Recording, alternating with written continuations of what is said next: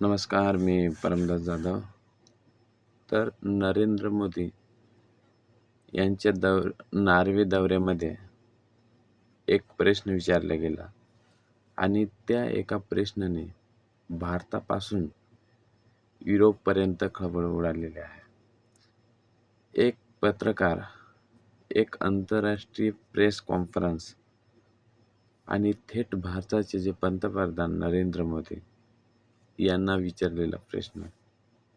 पण ही जी हेली लिंग आहे नेमकी कोण आहे आणि तिचे असा काय प्रश्न विचारला आणि नंतर तिच्यावर स्पाय असल्याचे जे आरोप आहेत ते काय झाले. आजच्या व्हिडिओमध्ये आपण संपूर्ण प्रकरण समजून घेणार आहोत. ते हेली लिंग कोण? ही नॉर्वेमधील एक पत्रकार आणि राजकीय कॉमेंटेटर आहे. ती विशेषतः राजकारण, मानवाधिकार, प्रेस फ्रीडम आणि आंतरराष्ट्रीय विषयावर बोलते. मे 2026 मध्ये भारताचे जे पंतप्रधान आहेत नरेंद्र मोदी हे नॉर्वेमध्ये दौऱ्यासाठी गेलेले होते. त्यावेळी ऑस्लोमध्ये भारत आणि नॉर्वेच्या ज्या पंतप्रधानांची जी संयुक्त मीडिया ब्रीफिंग झाली. मात्र त्या ब्रीफिंगमध्ये पत्रकारांना प्रश्न विचारण्याची परवानगी नव्हती आणि इथेच हेली लिंग अचानक चर्चेत आले. नेमकं काय घडलं? तर कार्यक्रम संपत आला आणि पीएम मोदी आणि जे नॉर्वेचे पंतप्रधान आहेत जोनास गाहेर स्टोरे हे स्टेजवरून खाली उतरले होते. तेवढ्यात हेली लिंगने जोरात प्रश्न विचारला की why don't you take some question for the freest press in the world. म्हणजे जगातील सर्वात मुक्त प्रेसकडून काही प्रश्न का घेत नाहीत. हा व्हिडिओ काही सेकंदामध्ये सोशल मीडियावर व्हायरल झालेला आहे. तर काही लोक म्हणाले की पत्रकारांनी योग्य प्रश्न विचारला, तर काही लोक म्हणाले की प्रसिद्धीसाठी केलेली ही स्टंटबाजी आहे. नंतर हेली लिंगने एक्सवर पोस्ट करत लिहिले की Norway has the number 1 the spot on the world press freedom index. म्हणजेच नॉर्वे प्रेस फ्रीडममध्ये जगात नंबर 1 आहे. तिने भारताच्या एका प्रेस फ्रीडमवर रॅगिंगचा उल्लेख केलेला आणि इथूनच वाद आणखी वाढलेला आहे. तर सोशल मीडियावर वाद आणि आरोप का होत आहेत?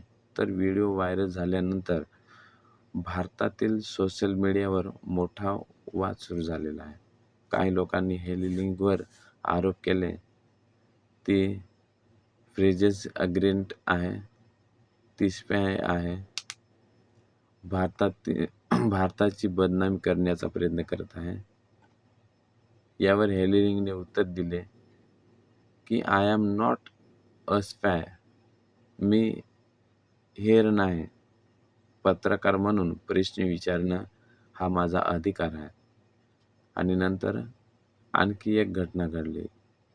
तिने दावा केला की तिचे जे फेसबुक अकाउंट आहेत आणि इंस्टाग्राम जे अकाउंट आहेत ते सस्पेंड झालेले आहेत आणि यामुळे आंतरराष्ट्रीय स्तरावर जे फ्री प्रेस, सोशल मीडिया जे आहे आणि प्रेस फ्रीडमवर चर्चा सुरू झालेली आहे.